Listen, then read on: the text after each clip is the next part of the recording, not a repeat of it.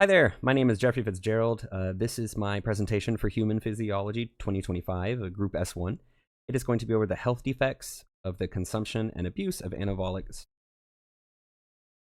So first, we're going to start with heart disease. The use of anabolic steroids are directly linked to impaired lipid metabolism.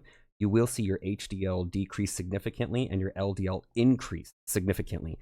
This will place you in what's called an atherogenic state, meaning that these having low HDL and high LDL, they're both risk factors for developing atherosclerotic plaque in your arteries, especially, which is a huge predictor of cardiomyopathy, whether that's heart attack or stroke. Also, you have whenever you become larger through the use of anabolic steroids, more muscular, and you have more viscous blood, which we'll get to that in a second on the next slide. You put more of a demand on your left ventricle. Your left ventricle will meet this demand by undergoing hypertrophy, enlarging itself so that it can pump out, more blood, essentially. It can actually get so enlarged that it cannot relax correctly, and this is a direct risk for more cardiomyopathy, more heart disease, usually heart attack. I mentioned earlier the blood viscosity. This is going to directly affect the kidneys. The kidneys are affected negatively by anabolic steroid use because your blood pressure increases. You're going to have increased mineral and increased water retention due to changes in aldosterone, estrogen, and testosterone. And if you increase the amount of water in a fixed system, the pressure is going to go up, physics. We also see increased viscosity. Mostly this is reflected by the hematocrit on a CBC in your labs that you can get done. Hematocrit is the percentage of your serum that is red blood cells. More and more of your serum will be taken up by red blood cells. And once you cross the 53-54% line, you will start to see that the kidneys can become overburdened.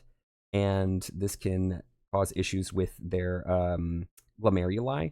They can become scarred because they're so overburdened and not be able to do their job, and therefore lead to a direct buildup of toxins and eventually chronic kidney disease. Your hormone production and profile, and thus your fertility, will be extremely affected by the use of exogenous hormones. So we see negative feedback to the hypothalamus pituitary testes axes.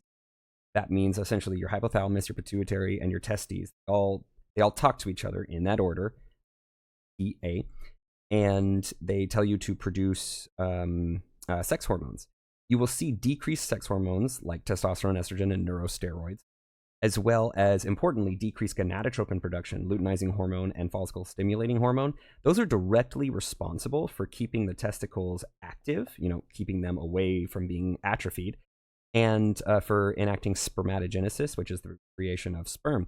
If you use exogenous hormones, your sex hormone production and your gonadotropin production will bottom out, and thus your testicles will atrophy, and you will not undergo spermatogenesis, at least not even close to the level you were before. And of course, balding, male pattern baldness, is due to androgenic activity in the scalp, known as androgenic alopecia. As the androgens bind to receptors in the scalp, they will shrink them and eventually choke them completely out, and that's going bald. And these are my citations. Thank you so much.